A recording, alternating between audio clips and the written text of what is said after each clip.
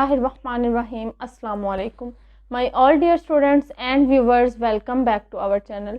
Students, जैसा कि आप जानते हैं हम प्रेजेंट कॉन्टिन्यूस में सिंपल को डिस्कस कर चुके हैं, तो अब बारी है प्रेजेंट कॉन्टिन्यूस नेगेटिव की। इससे पहले मैं आप सबको बताती चलूँ कि कुछ जिस तरीके से मैंने आपको प्रेजेंट इंडेफिनिट की टिप्स दी थी कि आप लोगों को 9th-10th में कुछ MCQs आते हैं, ठीक है। उसके अंदर आपको पहचानना होता है कि टेंस किस चीज़ का है, प्रेजेंट कॉन्टिन्यूस है या प्रेजेंट इंडेफिनिट है, या डिफरेंट चीज़ें होती हैं जो कि बच्चों को पहचानने में दिक्कत होती है। तो उसके लिए बेटा कल मैं इंशाल्लाह ज़वजल लेक्चर अरेंज करूँगी। मैंने आज कोशिश की थी, मैंने आपको कहा था, लेकिन मैं आज उसको कंटिन्यू नहीं कर पाई ड्यू टू सर्टेन रीज़न्स। इंशाल्लाह ज़वजल हम वो लेक्चर कल ज़रूर आपसे शेयर करेंगे, तो उसके लिए आप रेडी रहिएगा। इंशाल्लाह उसमें आपको वो हर चीज़ बताई जाएगी जो कि टिप्स होती हैं कि हम पहचान सकते हैं कि ये कॉन्टिन्यूस टेंस की निशानी है, कि अगर उस टेंस में किसी भी सेंटेंस में वो वर्ड्स यूज़ हो जाएंगे तो आप श्योरली कह सकते हैं कि इट इज़ प्रेजेंट कॉन्टिन्यूस और कॉन्टिन्यूस, ठीक है। तो इंशाल्लाह ज़वजल वो कल डिस्कस करेंगे, आप देख लीजिएगा। कुछ रीज़न्स की बिना पे आज हम नहीं डिस्कस कर सके, ठीक है। तो आज हम डिस्कस करते हैं प्रेजेंट कॉन्टिन्यूस नेगेटिव को। तो प्रेजेंट कॉन्टिन्यूस नेगेटिव में जैसे कि हम पीछे डिस्कस कर चुके हैं, इसमें चेंजिंग थोड़ी सी स्ट्रक्चर की ही आती है। स्ट्रक्चर में क्या चेंजिंग है, सब्जेक्ट आएगा, helping verb is am are use होंगे, उसके बाद नोट आ जाएगा, ठीक है।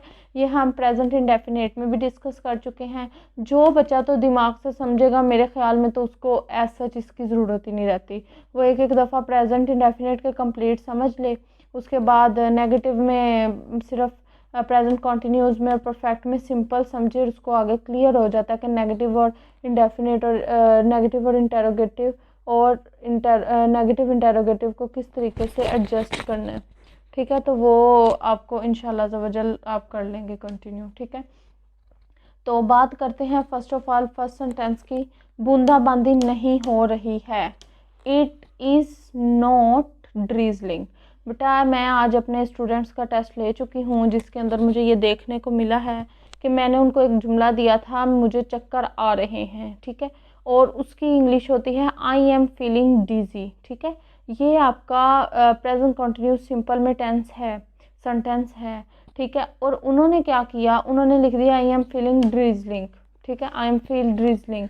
इस तरीके से कुछ भी एडजस्ट कर दिया, ठीक है। उन्होंने कहा जी आप ही ड्रीजलिंग होता है, ठीक है, लेकिन ऐसा नहीं था, ठीक है। तो वो बात आप लोगों ने भी ध्यान रखना है कि बूंदाबांदी के लिए ड्रीजलिंग यूज़ करना है, लेकिन अगर आपके पास चक्कर आने की बात हो तो आपने डिजी यूज़ करना है, डिजिंग नहीं यूज़ हो सकता, ठीक है। उसके साथ फीलिंग डिजी यूज़ होगा, यानी कि ING फीलिंग के साथ आएगा, और डिजी के स्पेलिंग होंगे DIZZAY, सॉरी DIZZY।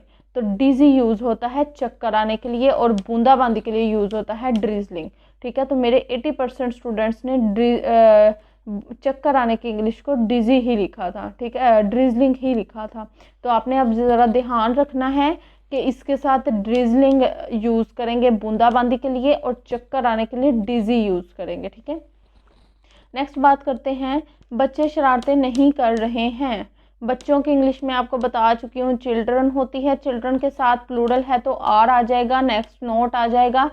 शरारतें नहीं कर रहे, इसकी इंग्लिश शरारतें करने की इंग्लिश होती है मेक एक्ट ऑफ मिसचीफ, ठीक है। शरारतें हैं तो एक्ट्स आ जाएगा, कॉन्टिन्यूस पढ़ रहे हैं तो मेकिंग आ जाएगा, तो मेकिंग एक्ट्स ऑफ मिसचीफ, ठीक है।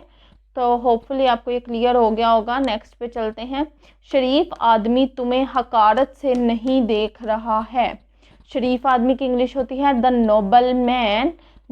नोबल मैन सिंगुलर है तो इज आ जाएगा, नेक्स्ट नोट आ जाएगा, और देख रहा है लुकिंग डाउन, लुकिंग आ जाएगा।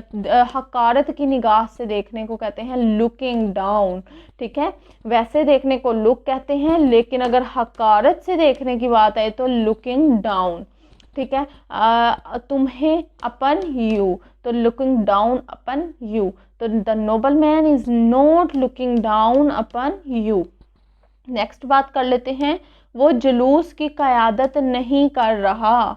ही इज़ नॉट क़यादत की इंग्लिश होता है किसी भी चीज़ की रहनुमाई करना, क़यादत करना, किसी को भी करना आगे से, उसको कहते हैं लीड करना। ठीक है, कि वो लीड कर रहा है सबको। ठीक है, तो ही इज़ नॉट लीडिंग।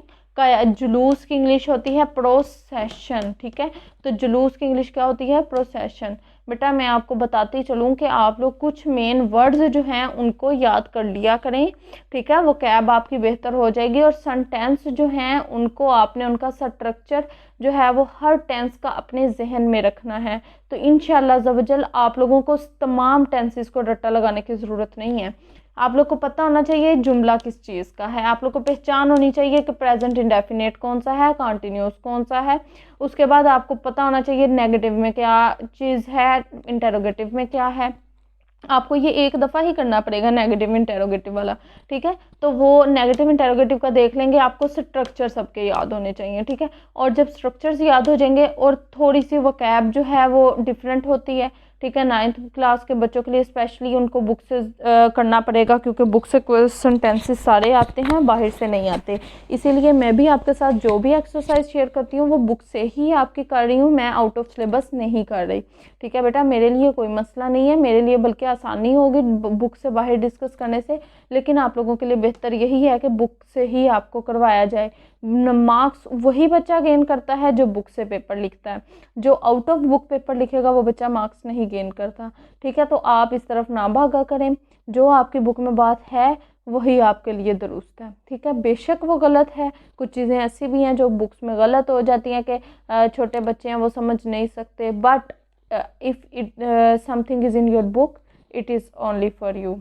ठीक है, आप ये नहीं कर सकते कि आप फर्स्ट ईयर सेकंड ईयर की बुक पकड़ें जी ये सही है हम ये लिखेंगे, तो वो आपके मार्क्स डिडक्शन की तरफ आएगी, इम्प्रूवमेंट की तरफ नहीं आएगी। ठीक है, तो ये अब मैंने स्टूडेंट्स का टेस्ट लिया है। अगर आप लोगों में से कोई चाहता है तो मुझे कमेंट्स बॉक्स में बताइएगा, मैं आपके साथ शेयर कर दूंगी, जिसके अंदर मैंने कुछ वर्ड्स आप लोग अपने स्टूडेंट्स को दे दिए कि मुझे आपने इसकी वोकैब देनी है। ठीक है, आपको इंग्लिश याद होनी चाहिए। ठीक है, तो इस तरीके से इंशाल्लाह वो उनकी वोकैब में इम्प्रूवमेंट आ जाएगी। मैंने उनसे स्ट्रक्चर मांगे, यूजेस मांगे। ठीक है, कि मुझे यूजेस ऑफ डू डज दें, आप मुझे uses of is am are लिख के दिखाएं, आप मुझे ये स्ट्रक्चर्स लिख के दिखाएं। ठीक है, इस तरीके से क्या हो जाएगा, जब ये वो इंपॉर्टेंट चीज़ें याद कर लेंगे वो सेंटेंसेस खुद ही बना लेते हैं। ठीक है, तो वोकैब करें। मैंने ये इस तरीके से उनका पेपर फर्स्ट टाइम ही जो है वो इस तरीके से चेंजिंग्स में ला के किया। पहले सब लोग क्या करते हैं, टेंसेस हैं, टेंसेस का टेस्ट यही होगा, उर्दू लिख दी, इंग्लिश बच्चा लिख दे। ठीक है, लेकिन मैंने इस दफ़ा थोड़ी सी पॉलिसी डिफरेंट अपनाई है। उसमें मैंने ये किया है, वो कैब जिस तरीके से यहाँ पे बूंदाबांदी की मैं इंग्लिश पूछूंगी। ठीक है, चक्कर आने की इंग्लिश पूछूंगी, क़यादत की इंग्लिश पूछूंगी, ये जुलूस एक न्यू वर्ड होगा आपके लिए, प्रोसेशन इसको कहते हैं, आप इसकी याद करें इसको। ठीक है, क्योंकि कोई भी सेंटेंस किसी भी तरीके से आ जाता है तो आपको याद होना चाहिए। तो इस तरीके से बहुत मुश्किल हो जाता है हर सेंटेंस को अलग-अलग से कवर करना, उसको याद करना, उसको उसकी क्रैमिंग करना। तो इसके बेहतर यही है, आप वोकैब याद करें, आप स्ट्रक्चर याद करें, आप यूजेस याद करें, आप पहचान याद करें, याद भी क्या करें, समझें। तो इंशाल्लाह ज़रूर आपको किसी भी किस्म की डिफ़िकल्टी नहीं होगी। ठीक है, तो नेक्स्ट चलते हैं। मैं यहाँ पे थी कि जी जुलूस की इंग्लिश होती है प्रोसेशन। तो ये आपने छोटे छोटे वर्ड्स जो हैं वो बेशक आप उनको अलहदा डायरी पे नोट करें और बेशक आप इनको बिल्कुल अच्छे तरीके से याद कर लें। तो नेक्स्ट है, औरत चक्की नहीं चला रही है। ठीक है, औरत द वुमेन सिंगुलर है तो इज आ जाएगा, आगे नॉट आएगा, चला रही है। ठीक है, वर्किंग, तो वर्क के साथ आईएनजी वर्किंग हो जाएगा। चक्की की इंग्लिश होती है ग्राइंडिंग स्टोन। ठीक है, चक्की किसको कहते हैं, किसी भी चीज़ को पीसने को कहते हैं। तो ग्राइंडिंग स्टोन क्या होगा, किसी भी चीज़ को ग्राइंड कर रही है तो इसको ग्राइंडिंग स्टोन कह देते हैं चक्की को। ठीक है, the women is not working on grinding stone. Next बात कर लेते हैं, मजदूर काम से जी नहीं चुरा रहे हैं। मजदूरों की इंग्लिश होती है लेबरर्स। ठीक है, द लेबरर्स, लेबरर्स क्या है, प्लूरल हैं तो आर आ जाएगा, आर के साथ नोट आ जाएगा। जी नहीं चुरा रहे हैं, जी चुराने की इंग्लिश आपके पास हो जाएगी शिर्क वर्क। ठीक है, तो हम कॉन्टिन्यूस पढ़ रहे हैं तो शिरकिंग वर्क आ जाएगा। ठीक है, तो लेबरर्स आर नॉट शिरकिंग वर्क। ठीक है, नेक्स्ट है, बच्चे तितलियां नहीं पकड़ रहे हैं। बच्चे, चिल्ड्रन। ठीक है, चिल्ड्रन के साथ आर आ जाएगा, आर नोट आ जाएगा। पकड़ने की इंग्लिश होती है कैच, तो आर नोट कैचिंग। ठीक है। और आगे है तितलियाँ, तो तितलियों के साथ आ जाएगा बटरफ्लाइज, तो children are not catching butterflies. ठीक है स्टूडेंट्स, तो आज के लिए हमारा इतना ही है, मिलते हैं किसी नेक्स्ट अच्छी वीडियो के साथ, तब तक फी अमानिल्लाह।